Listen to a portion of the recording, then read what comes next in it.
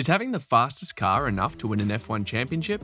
Not at all. You can ask Ferrari. So how is it possible to lose an F1 World Championship even with the fastest car? In Formula 1, having the fastest car doesn't guarantee victory because it is a strategic sport, and success on the grid depends on a variety of criteria. The 2022 Formula 1 season illustrates the fact that having the fastest car is not enough to win an F1 championship. With a new set of regulations guiding car design this year, Ferrari had a better shot than ever to guide its drivers on the podium. Over a single lap, Ferrari had the fastest car, but over the course of the race, they were no match for Red Bull. The 2022 racing season got off to a fantastic start for Ferrari, who gave their car 2 shakedowns before the pre-season testing even began. During the actual testing, Ferrari were impressive. They clocked 349 laps and faced few reliability issues. As a result, Formula 1 lovers felt that it was time for the Italian F1 team to dominate the F1 grid once again. But that wasn't the case. A perfect storm of poor strategy, reliability issues, and driver errors ruined Ferrari's chances of winning the 2022 Formula 1 championship. Here is how Ferrari lost the championship even though they had the fastest car.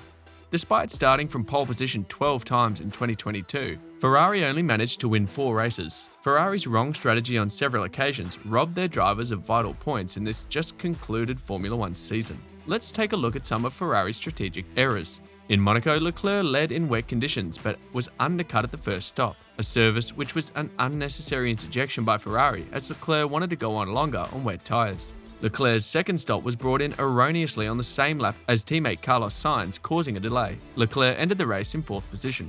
In Britain, Leclerc pushed his way through to the lead of an intriguing race, but during a late safety car period, Ferrari kept him out on used hard tyres while competitors directly behind him, notably Sainz, came in for fresh softs. In spite of his best efforts with a defensive masterclass, Leclerc slid all the way to 4th place after the softer and more recent rubber proved to be much faster. Another blunder was made in Hungary. During the third stint, Ferrari put race leader Charles Leclerc on the hard tyres. However, the Italian automaker grossly overlooked the fact that the hard compound was not switching on due to the unusually cool condition.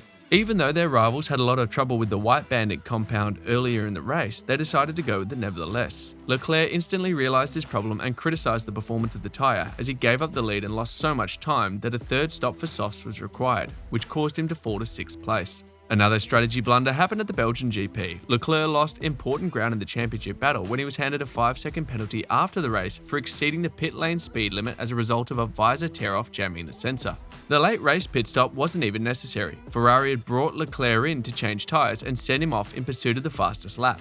Binotto claimed it was the right decision, but Leclerc lost his 2nd place in the WDC and Verstappen had opened a near 100-point gap over him by winning the race. Another reason why Ferrari couldn't win the F1 championship even with the fastest car was because of their drivers' blunders. Max Verstappen and Charles Leclerc each made 2 significant in-race errors, but Max Verstappen was able to come back from a gravelly excursion in Spain and a 360-degree rotation in Hungary to win the race. At Imola, Leclerc's relentless chase of Sergio Perez resulted in a spin that caused damage, necessitating a pit stop and dropped him to 6th place overall in the race. His spin from the lead in France ended in the wall, resulting in the seismic loss of 25 points at a pivotal moment in the season. Sainz also made some costly mistakes. In Australia, Sainz got off to a sluggish start, which was partially caused by mechanical troubles. In his haste to make up for lost ground, Sainz lost control of his vehicle and went spinning over the gravel. Also, he had an accident during qualifying at Imola, which put him in 10th place, though the resulting retirement after contact with Ricciardo was not his fault. A spin on his home turf in Spain rendered his strategy useless, and driving too aggressively during qualifying in Canada prevented him from starting on the front row, where he would have a better chance of beating Max Verstappen in the race. Strong reliability is frequently the backbone of title-winning teams. Michael Schumacher lasted almost 4 years at Ferrari without a race-ending mechanical issue, while Lewis Hamilton has not had a terminal in-race reliability problem since mid-2018. In the year 2022, Ferrari experienced several costly breakdowns. Leclerc retired from a comfortable lead in Spain due to a power unit failure. Also, in Azerbaijan, another problem brought his F175 to a halt when he was in the lead position using an offset strategy that was eminently practical. Massive points were lost. As a result of the failures, Leclerc had to accept a penalty in round 9, which was the Canadian GP, for exceeding his annual allocation of components. Although he finished in 5th place after starting from behind, he lost more points than he gained because Sainz was able to narrow the gap on Verstappen. This meant if Leclerc had gotten a better start, he might have finished ahead of Verstappen. Sainz was also negatively affected by reliability issues. A hiccup in Q3 delayed his outlap in Australia, which led to a tyre warm-up troubles that cost him lap time. Additionally, on Sunday's grid, a steering wheel change was followed by anti-stall at the start. Both of these incidents cost him lap time. In Azerbaijan, a hydraulics failure turned a 4th place start into a 20th place finish. In Austria, he was on the verge of passing Max Verstappen for a 2nd place when the power unit failed and burned the rear of the vehicle. After receiving a penalty that dropped him to the back of the grid in France, he recovered to finish in 5th. Power unit issues also affected Ferrari's customer teams, Alfa Romeo and Haas, all through the season. It was a significant setback for Ferrari, especially considering that the dependability of its power unit was a primary asset during their rebuilding campaign in 2021. To associate Ferrari with Inexperience may sound like a ridiculous interjection to some people. After all, this is the team with the most history in Formula 1, having won the most races and world championships, so they are not new to the game of F1, even with all the history the team has. The current team is still considered to be on the younger side, particularly when compared to Mercedes and Red Bull Racing. Even though team principal Binotto has been with Ferrari for decades, he has only been in the role of team principal for 3 years. Since he became the team principal in 2019, the team has undergone significant reorganizations in a bid to improve its performance and dominate the F1 grid again.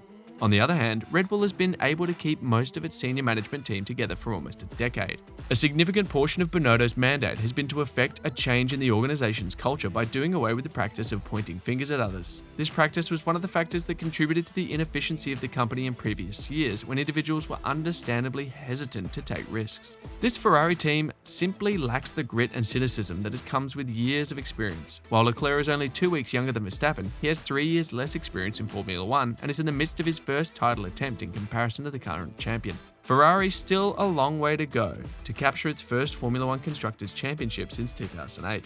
Building the fastest car isn't a shortcut to dominating the F1 grid. There is a need for an effective strategy, few driver errors, sound reliability, and to sum it up, experienced guys leading the team's affairs. What's your thought about Ferrari's 2022 performance? If Mercedes had the F175, do you think they would have been able to win the 2022 Formula 1 Championship? Let us know in the comment section below.